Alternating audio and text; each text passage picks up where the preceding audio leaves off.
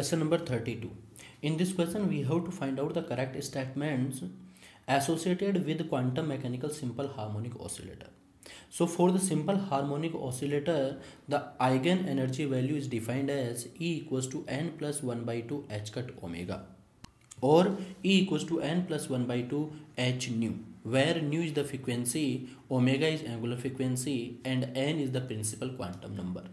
So according to this formula, we know that by increasing the quantum number n, energy will increase, as well as the lowest energy of the simple harmonic motion, harmonic oscillator, that is equals to E equals to 1 by 2 h cut omega, or 1 by 2 h nu. That is the non-zero value or 0 point energy of the harmonic oscillator. So by the options, option A is spacing between energy level increases with increasing quantum number. Yes, by increasing the quantum number, energy will increase, as well as spacing between energy levels will increase. So option A is correct. Option B, spacing between energy levels decreases with increasing quantum number. No, that option is wrong. Option C, lowest energy level has the value 0. No, it is already defined that lowest energy of the harmonic oscillator is half h cut omega, or that is non-zero value. So option C is wrong and option D is correct. Question number 47. An ice cube of mass 0.1 kg at 0 degree centigrade is placed in an isolated container which is at 227 degree centigrade. The specific heat S of the container varies with the temperature T according to the container to the empirical relation S equals to A plus BT, where A is equals to 100 calorie per kg per Kelvin and B is equals to 2 into 10 to the power minus 2 calorie per kg per Kelvin square. If the final temperature of the at the equilibrium of the container is 27 degree centigrade, then we have to find out the mass of the container in kilogram. Given that latent heat of the fusion for water equals to 8 into 10 to the power 4 calorie per kg and specific heat of water equals to 10 to the power 3 calorie per kg per Kelvin. So first of all, when ice is kept in the container, then ice will convert into water and water will gain temperature 27 degrees centigrade. So in this question, the heat gained by the ice cube will be equals to heat released by the container.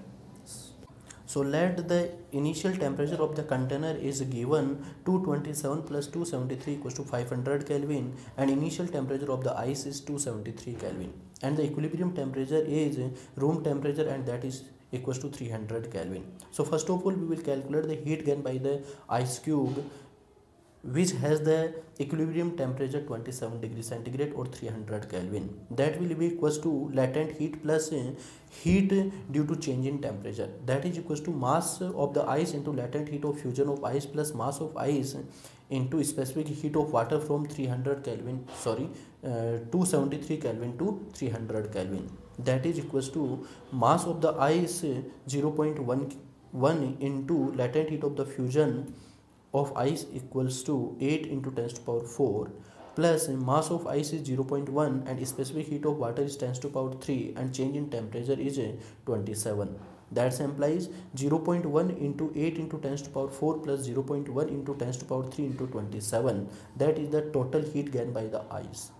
That will be equals to total heat released by the container, and that will be equals to minus integral from T initial to T final ms delta T, that is equals to minus m integral from 500 Kelvin to 300 Kelvin A plus BT into dt, that is equals to minus m AT plus BT square by 2 from 500 to 300 Kelvin. It will be equals to heat gained by the ice, that is equals to 10,700. So by equivalent to each other, the heat gained by the ice will be equals to heat released by the container. So that is equals to 10700 equals to minus m AT plus BT square by 2 from 500 to 300.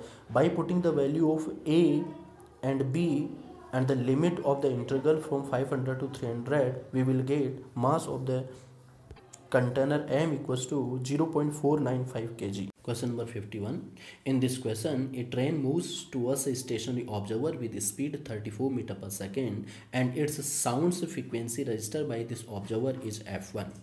If the speed of the train is reduced to 17 meter per second, then the frequency registered is F2. If the speed of sound is 340 meter per second, then we have to find out the ratio F1 by F2. So by the sound Doppler effect, we know that if a sound source is approaching to the observer and observer is in rest form, then apparent frequency f equals to f naught v divided by v minus vs, where v is the velocity of sound and vs is velocity of source. So by applying this, when observer is appearing f1 frequency, so f1 equals to f v divided by v minus vs, that is equals to 340 divided by 306 f, because vs equals to 34 meter per second. When the speed of the train is reduced to 17 meter per second, then registered frequency f2 equals to f 340 divided by 340 minus 17, that is equals to f 340 divided by 323. So the ratio of f1 divided by f2 equals to 323 divided by 306, that is equals to approximately 1.05. So answer is 1.05.